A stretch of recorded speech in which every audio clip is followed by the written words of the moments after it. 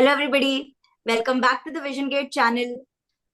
As I've said before, we've started a series where we are trying to get students who are currently studying in the top institutions in India. And as the COAP rounds are going on, I'm getting a lot of queries from students that if they're getting multiple offers, they're not able to make a very informed choice about where they should be going. So this is our fourth video in this series. We've already covered IIC, IIT Bombay, IIT Madras, IIT Kanpur, and IIT Hyderabad. And now this video is going to be about an experience of a VisionGate alum named Atharva Vaidya, who just very recently passed out of IIT Kharagpur. So, hi Atharva, would you like to give a little introduction about yourself? Yeah. So my name is Atharva. I did my undergrad from University of Mumbai from SIS. Then I joined Reliance Jio. I worked there for around 5 months, and then I quit Jio to full-time prepare for GATE. And then I got a decent enough rank to land a seat in IIT Kharagpur. And there I pursued my M.Tech in computer science. And yeah, I was placed in Cal ATM. It's an ATM software company in phase 1. And yeah, here I am right now. It's in Mumbai itself, near my home, and that's me in a nutshell. Awesome. Thank you for your time and your introduction. So, like I said before, this video intends to help students make a more informed decision. And I feel like they'll be able to do that if they have a certain idea, a first-hand idea from students who have been in these institutions. And then if they get more of an idea about what the faculty is like, what the curriculum is like, and so on and so forth. So let's get straight to it. So the first thing that I'd like to ask you is, how was your experience with the faculty quality at IIT Kharagpur? Yeah. So the faculty was phenomenal. If I have to give one word, see, there are a lot of types of teachers, and each one of them is exceptional in their fields. But like some of them are your favorites, right? So I had the privilege to learn algorithms under Professor Partha Pratim Chakrabarti. He is like the USP of IIT Kharagpur. He is the former director as well. So yeah, you don't want to miss a single word that comes from their side. And most of the professors that I saw, they lead by example. If I have to list out some common traits, they lead by example. So you see the professors working hard while taking lectures and being parallelly involved in multiple projects. So you're morally obligated to work, right? But the one thing I'll tell for sure is that they make your life tough. I won't lie. The curriculum is tough. The professors are kind of strict in those terms. They make you work, but that's what you want, right? So you don't want to be the same person before and after your M.Tech, right? Exactly. They help you like discover your own potential. I didn't really know I can work this hard until I went through the classes, right? So yeah, the faculty is awesome. They push you to your limits, but in the long run, I feel that is a very important thing that every institute must have, and KGP has a lot of it. So the faculty is nice. So in terms of the way that they teach, right? So obviously, if they're a professor at an IIT, there's no doubt about their own intellectual capability. But a good teacher is not identified only by how intelligent he is, but also by his ability to deliver content in a way that is easily digestible for the entire class. The entire class's mental ability is not going to be the same. So do you find that ability to be present in most of the teachers that taught you? Yeah, most of them. And also, I'd say they are very approachable. To be honest, they are very approachable. Like you can literally ask very, I'd say, basic doubts to them as well. They won't judge you. As far as I remember, I've asked very basic doubts. I have this habit: if something is not clear, I usually just blur it out to the professor. Sir, I didn't get what you said. just said. So could you just explain it once? And contrary to my belief, they actually turned out to be very helpful in those terms. Like they are never really judging you. Yeah, they make you work, but yes, they are very helpful and very approachable. For instance, I can give you an example. So, for instance, we had a lab, right, computing lab in the first semester, and it was the toughest thing I've ever faced academically, at least. So we had a deadline of around 4 or 5 a.m. in the morning, and it was around 1:30 in the morning that most of us realized that we won't be able to complete this anytime soon. So we decided just to put a mail to our professor. It was 2 a.m. So we really didn't expect anyone to respond. We thought maybe next day, sir might respond. And yeah, so we just put up a mail and we thought maybe the deadline will be extended. So to our surprise, professor somehow responds at 2 a.m. and not just he didn't just respond, he calculated the percentage of what is the total number of people who are sending me the mail.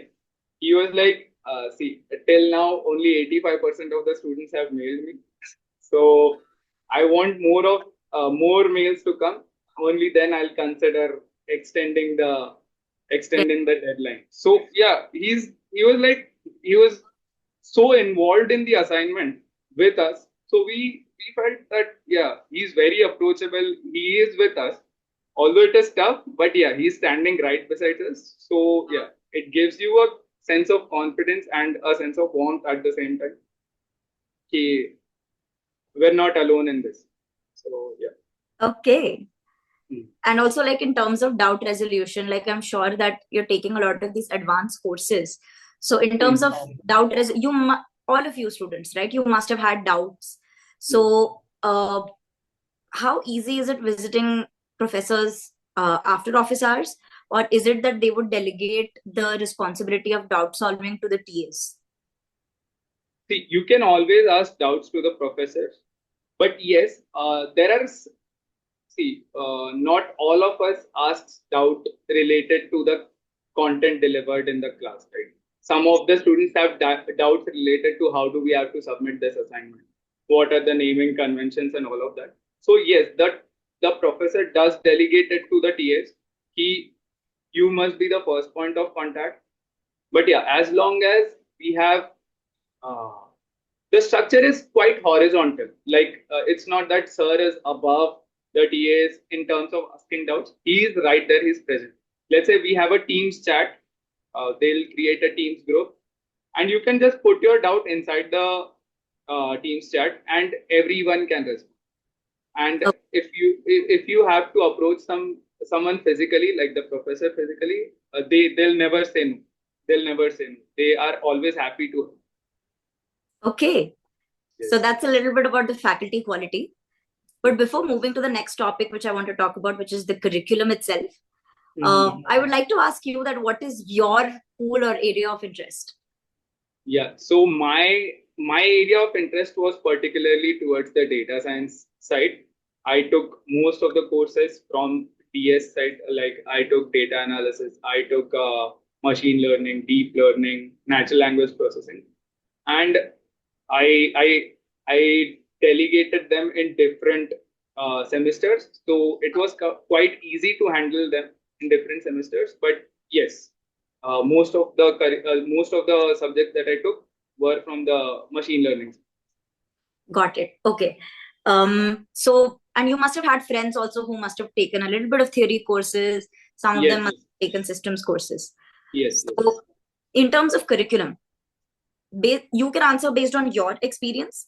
And if you know of friends who have also taken subjects from other pools, and if you know about it, you can tell about that to us as well. But how was the curriculum? Let's first speak about the intelligent systems pool, because that's the one that you took most of your courses from. In terms of the course design, how was it more inclined towards theoretical aspects? Like, because machine learning involves a lot of math and proof-based, derivation-based algorithms. was it more of maths and less of assignments, or was there also more of a practical touch to it than the theoretical? Okay. Okay. So I'll tell you how the course was designed. So first of all, we used to have lectures, uh, 4 lectures across the week, and in the theory lectures, most of the content was maths based, and the theory which revolves around machine learning and deep learning. But every alternate lecture, we used to get like take home assignments, and most of the take home assignments were practical, like they were nowhere related to theory. It was all just implementation, and most of the times they were as a complete projects. Like it involved the entire pipeline of the ML side. So uh, in terms of classes, they were theoretical, but in terms of hours consumed, like we used to spend more time implementing machine learning stuff rather than reading about it. Yeah. And so I would say key it was more towards the practical side, and they were very like strict on the fact that you guys must know how to deliver ML projects, like the entire project, not just A the part of application. Yeah. Okay. So So yes. if you had to give, would it be like between the theory and the practical aspect, would it be a 50-50, 60-40? What is the... Now 40 theory I'd say and 60 practical. Oh, wonderful. That's so basically a lot of importance is given to the more practical aspects of machine learning Yes. Yes. in Yes. the courses that 100%. 100%. And how about the systems courses? If you would have taken some of them, or somebody else would have taken that you know of? Yeah. So systems courses also had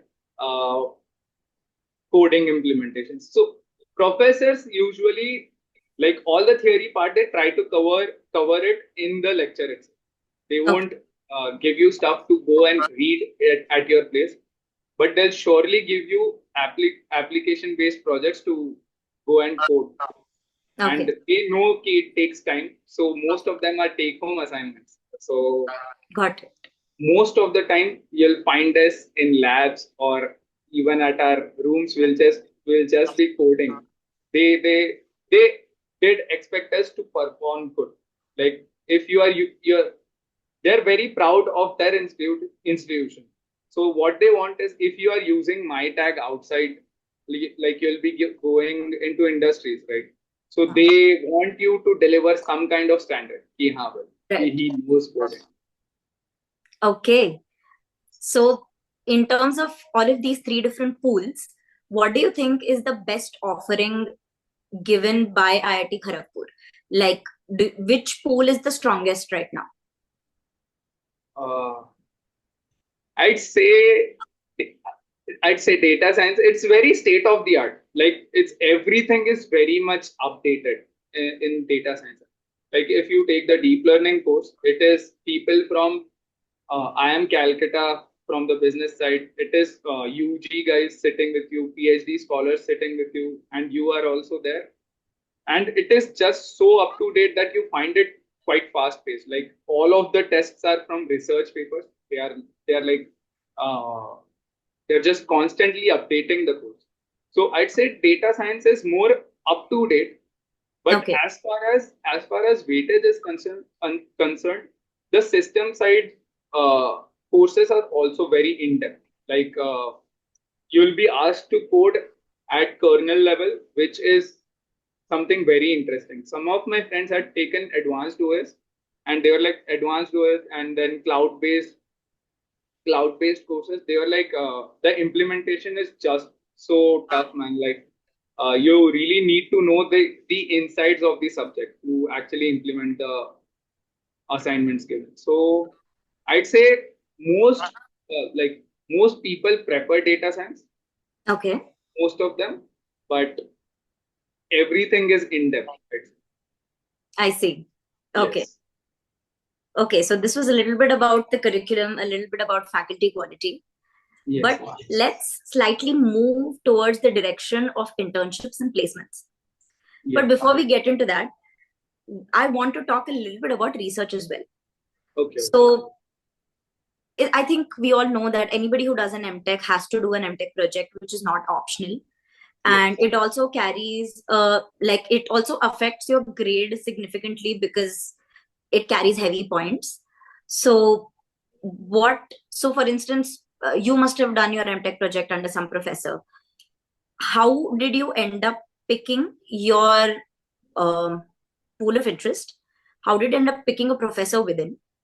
And like in terms of, I'm sure that the AIML pool has a lot more contention than the other pools, which means that a lot of candidates would want to go under very famous professors in the AIML pool. Yeah. So what criteria were also used by the professors to distill candidates and pick only as many candidates as they have positions? Okay. So I'll go through this One by one. one by one. Yeah. So firstly, in the first semester, just as we enter, what happens is we have one core subject which is based on a seminar. So this seminar is not related to your M.Tech project. It is just a seminar wherein the professor himself will give you a research paper, a topic, and you'll have to get 2 or 3 research papers and basically give a literature review of what has been implemented and what needs to be improved. And please keep in mind this is not related to your M.Tech project. And the professors are also allotted randomly.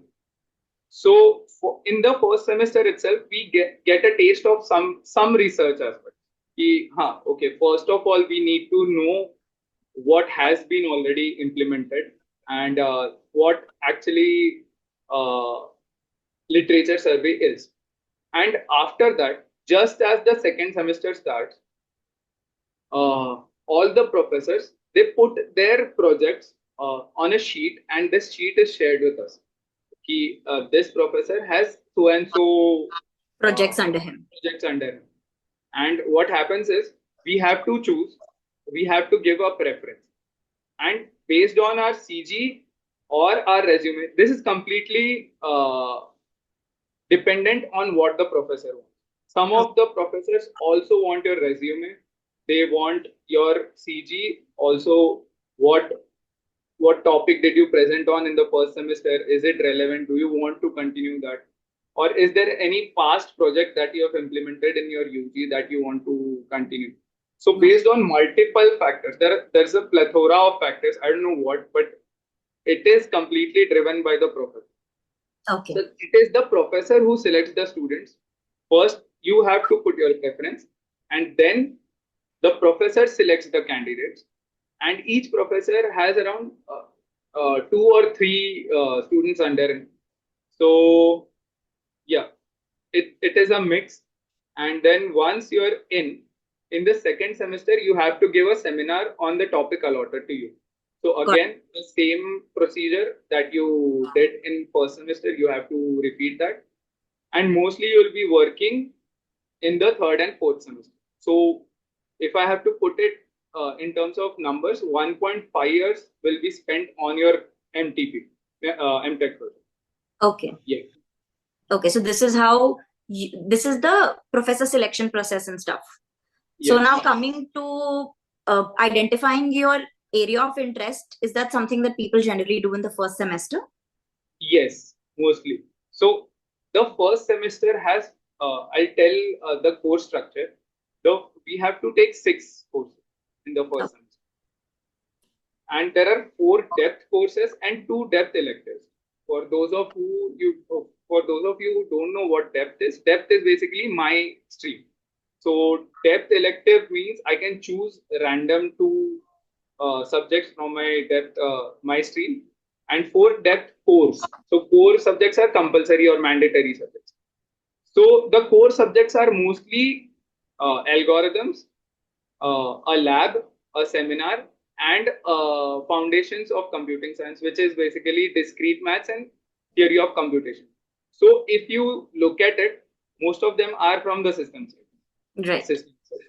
So mostly what people do is when they have to choose the 2 electives, what they'll do is they usually go for ML side. Yeah. And they'll then compare among all 6 what my interest is. Like system side I have 4 courses and 2 courses I can choose ML side, and then I can compare. So people usually do follow this pattern, although it is not compulsory.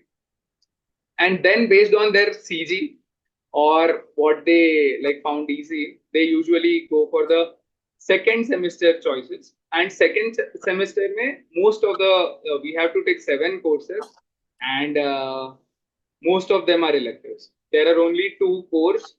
One is high performance computer architecture and one lab. And the rest of them are breadth or depth electives. It is free for you to choose anything that you want. So people based on their first semester choose the subjects in their second semester. Got it. Also, the second semester is very heavy. What KGP does is they have split the entire curriculum in just 2 semesters, first 2 semesters. Third and fourth semester is completely empty. It is just left for your M.Tech project. You don't have to complete any course in your second year as such. So most of the decision part is done in the first semester. I see. Yes. So do you also, while taking these courses, do you also have to take into account, like, do you take courses that might maximize your GPA, or do you take courses that maximize your area of interest? See, honestly, anyone who has gone through the process knows the importance of CG. Like you get to interact with your seniors, and mostly the idea circulating around is that a higher CG will definitely help you in your placement, which is very true in my understanding. At least in KGP, a good CG will take you places like that. At least that's what I've learned. So yeah, CG is very important as far as KGP is concerned. So people do select courses based on CG more.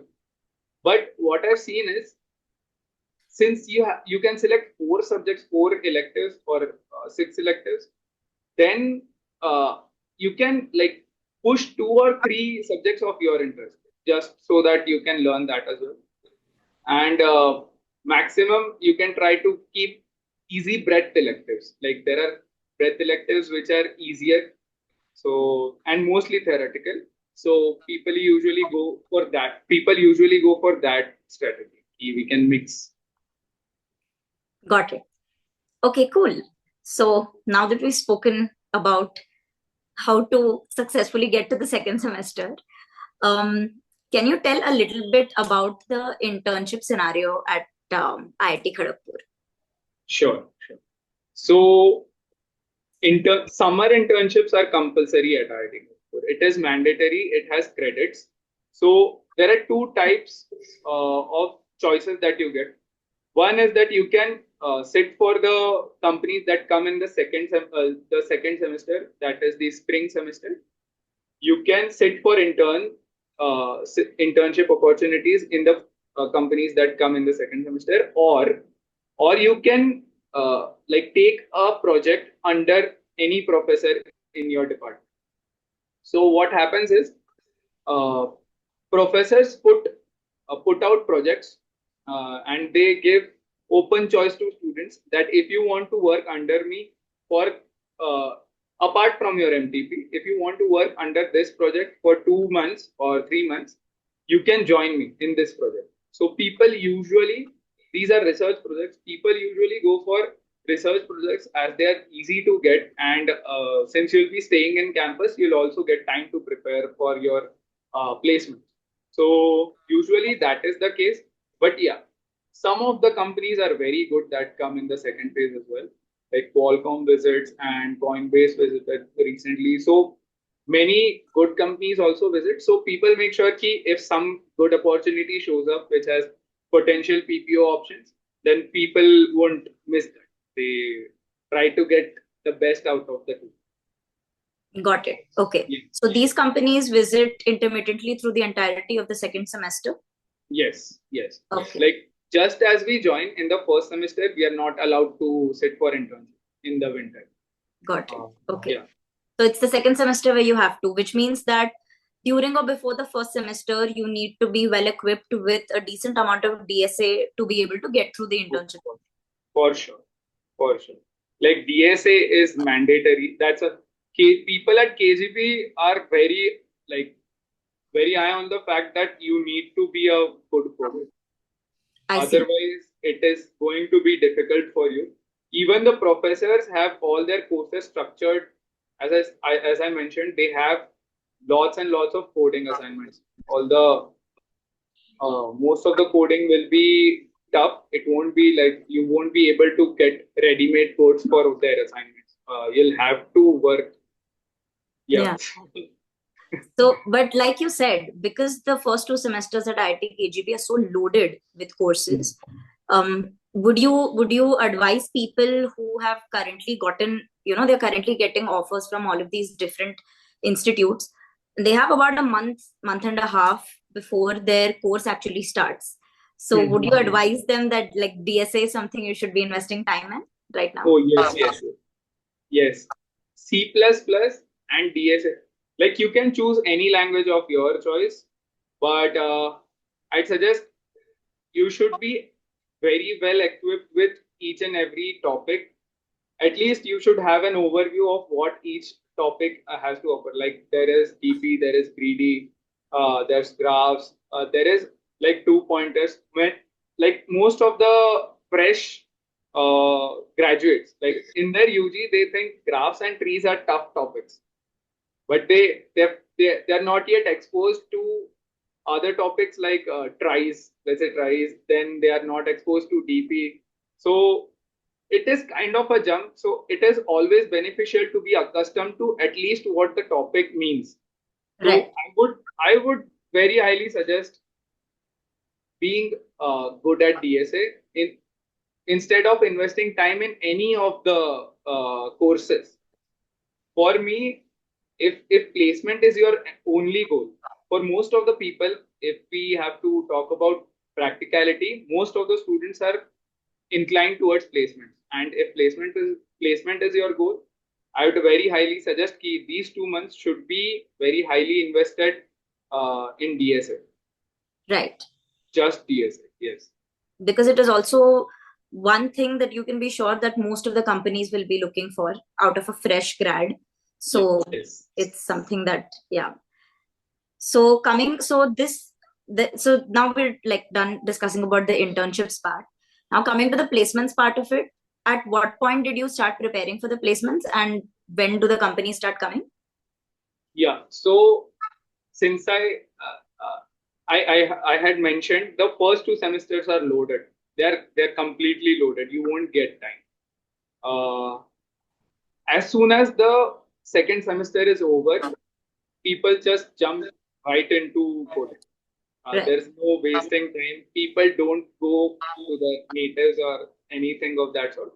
They just stay in the campus. They start because if you look at it, an entire semester can be devoted to your growth. Like you can manage time however you want. You'll be given a lab.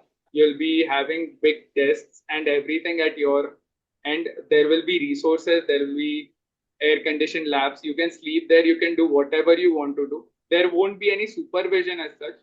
You have your time. You have your space. There's no one to look after you. So it is your responsibility to divide time. So for 5 months, you can actually put in a lot of work, and it is very much doable. If I have to put it that way, you can literally complete coding in 2 to 3 months. Then you can devote time for other extras. I'd say like you'll have to study OOPs, you'll have to study system design, and all of that. So companies usually come after third week of September. Like the OAs start in September, and mostly October and November are completely occupied writing OAs. And you might be knowing this, like the OAs do not have a fixed time. Like most of the companies take their OAs at 2 a.m. in the morning. So it is kind of a shock for your body. By the way, just for the audience, in case they don't know, OA stands for online assessment, which generally means an online coding test, which is most often DSA, but sometimes depending upon the pattern opted by the company can also be either MCQ style questions or a mix of DSA and MCQ style questions, but that's what an OA stands for. Please Yeah, continue. yeah. So October and November will be loaded with OAs, and then you won't get time to study. To be honest, October and November mein you cannot do much of the studying, but you won't get time for it. So May, June, July, August, and September. These 5 months have to be completely devoted for your preparation. And then October and November there will be OAs, and December 1st, from December 1st, like 30th November at 12 a.m. 12 a.m. After that, you'll be having your interviews. Yeah. So that is phase one. So the next 3 months of the semester, you won't be doing anything as such. Got it. And may I know what the batch size is for IIT KGP M.Tech CSE? Yeah, so it is usually around 65 to 70. 65 That has, that has been consistent from our seniors batch as well. So even we had around 73 people, and 66, around 66, 68 people register for placements. Some of them convert for PhDs or higher studies. So how many of them do you think must have gotten placed? Yeah, I guess there are 1 or 2 people remaining. But most of them. Yeah, it is. Most of them have gotten placed. Yes. Most of them have been placed. I'm not updated about the other guys, the 1 or 2. Got it. But okay. Yeah, most of them are placed. And did most of them get placed in the first phase, which ends December? Yeah. Okay. Most of, like if I have to put it in numbers, most of the people are placed on day 1. Okay. And day 1, day 2, day 3, these are the important days. And after that, there's a decline, I'd say, in day 5, day 6, day 7. And then again, some companies come. And there's phase 2 as well. Like KGP, what I saw is the phase 2 is actually very active. Like it is not like for some colleges, as far as I know, phase 1 is very important. Phase 2 is lenient from their side. Like there's this committee, right? There's this place com. Every college has a place com, right? So in KGP especially, the place com is very active in the second semester, in the second phase as well. Like they won't let you lose. They'll make sure that you end up somewhere good. So yeah, and the number of companies visiting KGP is extremely, like it is the number is very, very big. Like at a point you'll lose track of the number of companies. Ki, Baba, how can I handle so many companies? Like you feel safe when you see the number is good, right? Like if I have so many companies coming from all the domains, there are HFTs visiting, there are fintech companies visiting, there are SD roles, ML roles. So you kind of feel safe. Ki, somewhere to I'll get placed. So there is that. In terms of proportion, do you think that there are a majority of SD roles still, and the number of ML roles are still only up and coming? What do you think the proportion is like? What you saw? Okay. So actually, we were comparing this data with our seniors.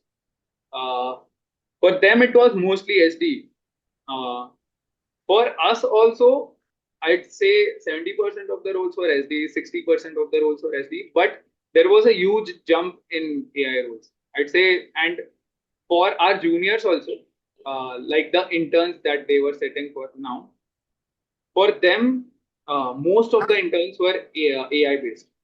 So yeah. The number for AI is actually like it's increasing. It's very steep increase, I'd say. It's a very steep increase, I'd say. Yeah, but for placements, SD is important. Even some of the data science companies had their OAs based on SD side only. Like DSA can't be skipped. You need to be good in DSA. That is for sure. For an ML role, you might have to additionally study for other things, but DSA is just inescapable. Yeah, for sure. That's wonderful.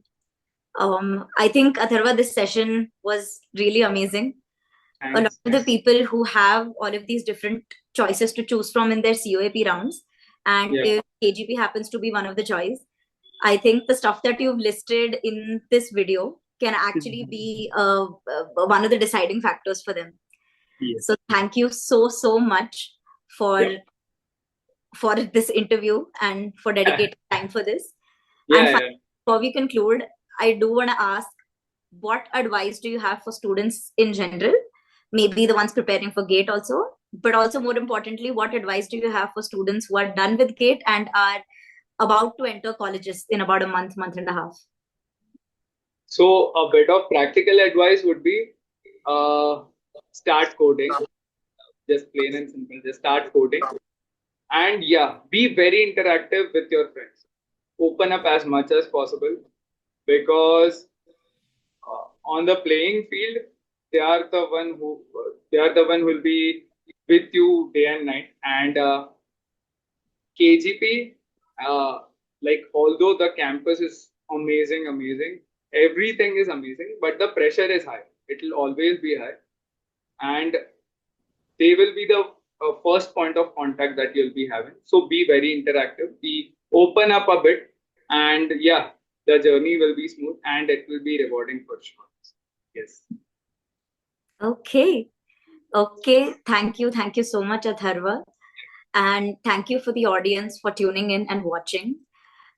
If you found this helpful, please do like, comment, share, and subscribe, because your support means a lot to us. And please let us know in the comments below as to what sort of videos you're looking for, and we can do our best to deliver. So thank you very much. And thank you so much, Atharva, for your time and your invaluable advice. And I think a lot of it is also through the lens of your experience, but it's going to be very, very helpful for the people who are considering KGP to be one of their choices as well. So once again, thank you so much for your time. And thank you to the audience as well. And bye-bye. Bye-bye.